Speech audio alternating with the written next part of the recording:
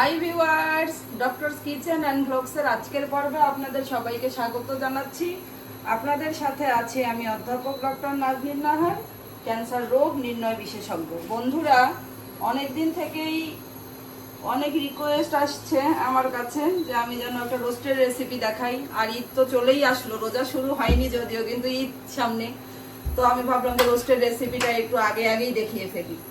বন্ধুরা, আমি এখানে সোনালি চিকেন নিয়েছি 3 পিস। হালকা লবণ এবং হালকা একটু ফুড কালার মিক্সচার করে আমি এটা হালকা করে ভেজে নিচ্ছি। আম্মা রোজ পছন্দ করে, এছাড়া আজকে একটু অন্য আর একটা ব্যাপার আছে, তো ভাবলাম রোজটা একটু করেই ফেলি। আপনাদেরকে আরেকটা জিনিস দেখাচ্ছি বন্ধুরা, এখানে আমি 3 টেবিল চামচ পরিমাণ নিয়েছি কাজু বাদামের বাটা। এখানে নিয়ে নেব 2 টেবিল চামচের মতো টক দই,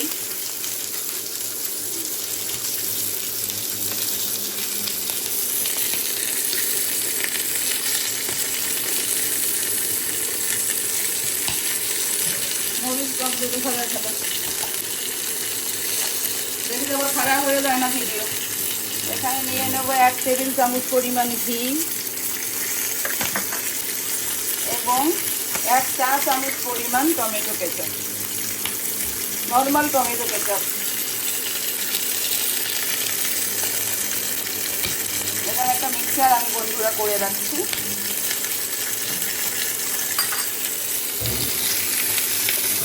চিকেনটা একদম হালকা ভাজা হবে, এটা কোনো কড়া করে ভাজার দরকার নাই, না ভাজলেও চলে। তারপরেও একটু স্ট্যান্ডার্ড ওয়েতে বন্ধুরা আজকে দেখানোর চেষ্টা করছি। অনেকে অনেকভাবেই রোস্ট করে, সবাই পাকা রাখেন, আমার নতুন করে দেখানোর কিছু নেই, তারপরেও দেখাচ্ছি।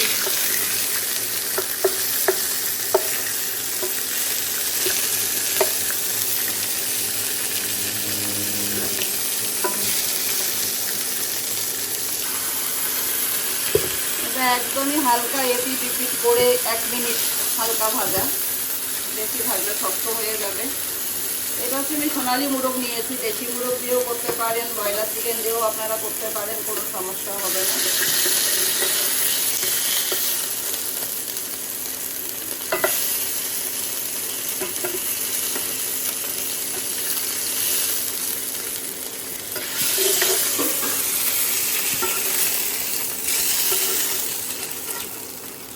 মুরগির সাইজগুলো ভালো নিতে হচ্ছে। আরে বাবা, ওঠে বাবা, জ্বালাইস কেন? বন্ধুরা, আমি এখানেই প্রায়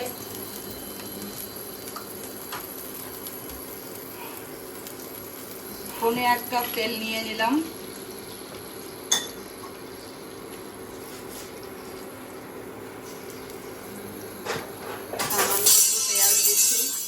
পেঁয়াজের ভাজা ইউজ করবো তো বন্ধুরা, এই জন্য আমি কিরে পড়লো রে।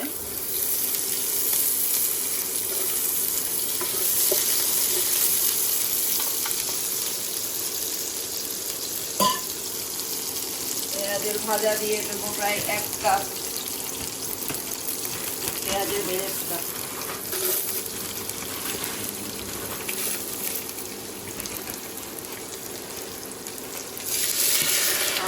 পানি দিয়ে দিলাম,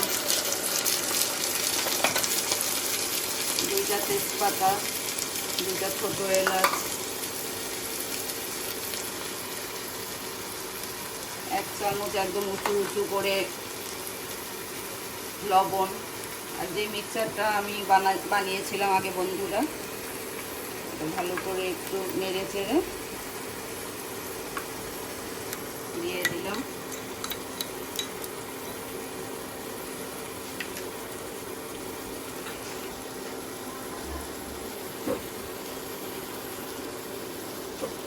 এখানে আমি দিয়ে দিচ্ছি 1.5 চা চামচ পরিমাণ রসুন, 1.5 চা চামচ, আমি 12 পিস করছি সেই হিসাবে দেখাচ্ছি। 1 টেবিল চামচ এবং 1 চা চামচ আদা, এবং এখানে দিয়ে দিচ্ছি 1/2 চা চামচ ধনে গুঁড়ো।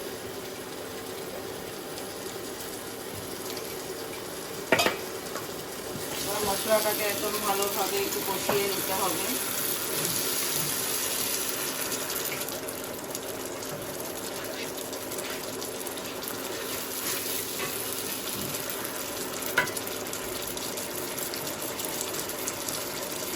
একটু সামান্য 1 চা চামচ পরিমাণ লাল মরিচের গুঁড়ো। এখন ধীরে ধীরে মশলাটাকে কষিয়ে নিচ্ছি। বন্ধুরা, এটা আমার ধীরে ধীরে কষাচ্ছি। আমি একটা স্পেশাল মশলা করেছি, আমি মশলার লিঙ্কটা আপনাদেরকে দিয়ে দেব। সেখানে আমি প্রথমে 1.5 চা চামচ দিচ্ছি। টেস্টটা নিজেরা দেখলেই বুঝতে পারবেন যে আমি মশলাটা কতটুকু দিতে হবে। আমি প্রথমে 1.5 চা চামচ দিলাম সেখান থেকে। এরপরে আমি দেখি যে আরও দিতে হলে আর একটু দেবো পরে।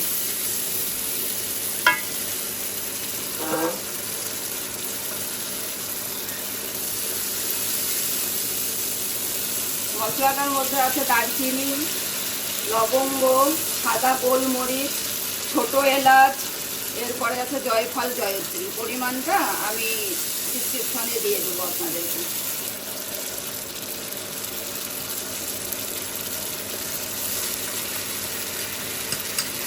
এটা আমার 2 চা চামচই লাগছে, 2 চা চামচ দিয়ে দিলাম।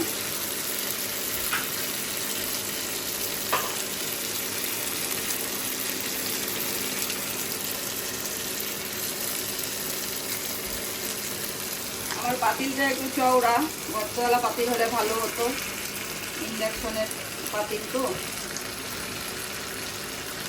ওর মধ্যে আবার গরুর মাংসও খেয়েছি, এটাতেই দিয়ে দিলাম আমি।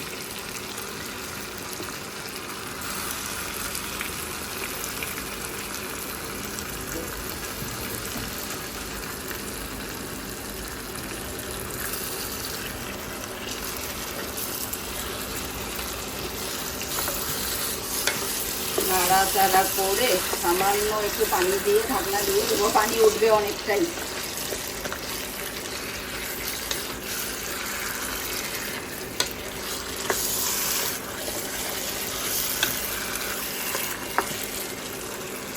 সামান্য একটু পানি দিয়ে বন্ধুরা ঢাকনা দিয়ে আমি পানিটা ওঠা পর্যন্ত অপেক্ষা করব।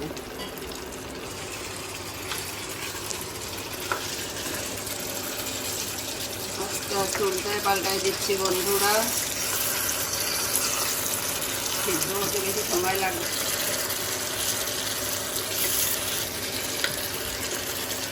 আমি আর একটু পানি দিচ্ছি।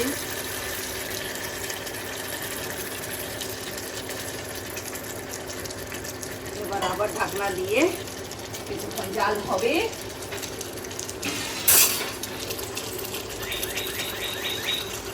এখানে বন্ধুরা আমি 1 কাপ পরিমাণ দুধ দিয়ে দিচ্ছি। এখন মিডিয়াম আছে, এটা চলতে থাকুক। বন্ধুরা, আমার রোস্টের বর্তমান অবস্থা এভাবে চলতে থাকুক। তেলটা ভেসে উঠলেই আমার রান্না শেষ হয়ে যাবে। এই পর্যায়ে আমি একটু মাওয়া দিয়ে দিচ্ছি।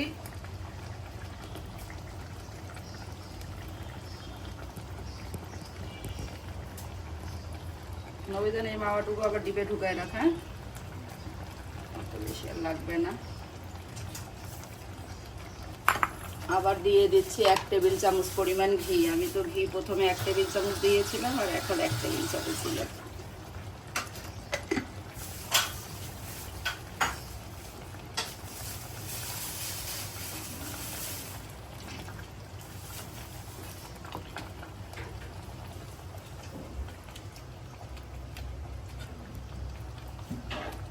আর একেবারে সামান্য একটু চিনি। চিনিটা একেবারেই অপশনাল, আপনাদের ভালো লাগলে দিবেন, না লাগলে দিবেন না। তবে চিনিটা না দিলেও এটা পেঁয়াজের মধ্যে যেহেতু হচ্ছে হালকা একটা মিষ্টি মিষ্টি ভাব এখানে থেকেই যায়। মাওয়াটাও অপশনাল বন্ধুরা, আমি দেই, আমার কাছে খুব ভালো লাগে, দিলে আলাদা একটা বাড়তি ফ্লেভার অ্যাড হয় এবং একটা বিয়ে বাড়ির একটা শাহী আমেজ চলে আসে।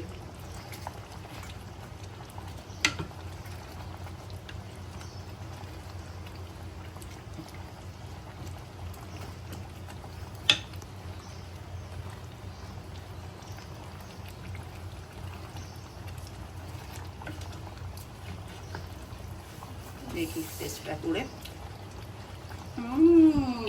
দারুণ মজা হয়েছে বন্ধুরা। আমার রোস্টটা দেখুন, হাসান তারিক চৌধুরী, দেখেন রোস্টের কালার দেখেন। আমার শাশুড়ি তো এই রোস্ট খুব পছন্দ করে। আমার শাশুড়ি এবং ওনার শাশুড়ি দুইজনই আমার রোস্টের ভক্ত। আম্মা তো এই রোস্ট খুবই পছন্দ করে। এটা একেবারে বিয়ে বাড়ির রোস্টের মতো হয়, তার চেয়েও ভালো হয়। হ্যাঁ, সব বিয়ে বাড়ির রোস্ট ভালো হয় না বন্ধুরা। সবার শেষে আমি দিয়ে দিচ্ছি হাফ চা চামচের মতো কেওড়া জল। আর আমি এটা বলে রাখি বন্ধুরা, কেওড়া জল তো আমি একটা বিশাল একবার ধরা খেয়েছিলাম। আমি যেই লিটন বনাজি থেকে যেটা কিনি, রিগার্ডের কেওড়া জল, এই কেওড়া জলটাই কিন্তু পারফেক্ট। যুগ যুগ ধরে আপনারা হয়তো বা আরো ভালো কেওড়া জলের সন্ধান জানতে পারেন, যদি জানেন আমাকে জানাবেন। কিন্তু আমি একবার ইউনিমার্ট থেকে তাড়াহুড়া করে একটা কেওড়া জল কিনেছিলাম, কেওড়া জল ছিল না, তো আমি তাড়াহুড়া করে ভাবলাম যে কি আর কিনে ফেলি, ভাই জর্দা বানিয়েছিলাম, ওই জর্দা আর খেতে পারিনি।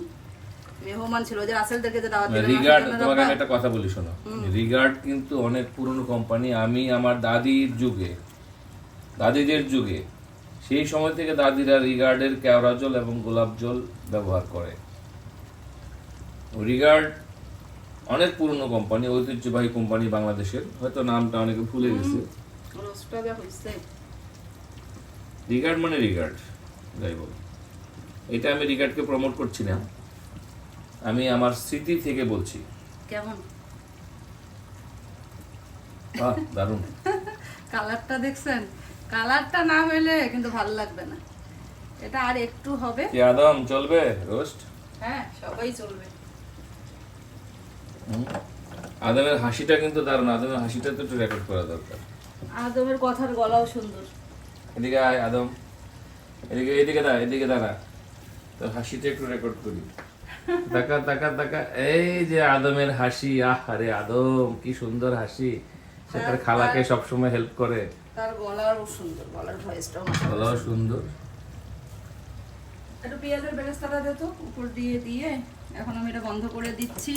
এটা কিন্তু ঠান্ডা হলে আর একটু ঝোলটা ঠিক হবে। এটার মধ্যে মাওয়া আছে, তারপরে হচ্ছে বাদাম বাটা আছে।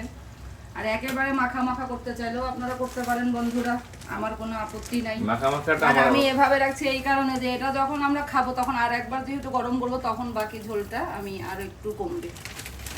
একদম ওই যে তেলটা ভেসে উঠেছে, আমি সেই পর্যায়ে এটা বন্ধ করে দিচ্ছি। ঘরে তৈরি করা বেরেস্তা,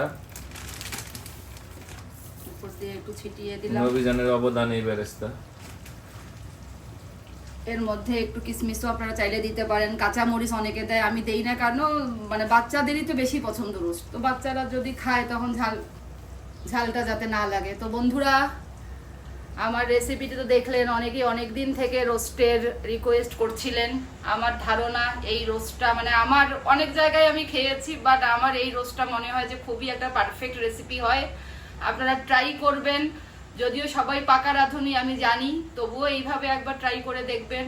রেসিপিটি ভালো লাগলে লাইক দিবেন, আমার চ্যানেলটি সাবস্ক্রাইব করে আমার পাশেই থাকবেন। আর এই ঈদে তো রোস্ট মাস্ট। তো বন্ধুরা, সবাই খুব খুব ভালো থাকুন। আল্লাহ হাফেজ।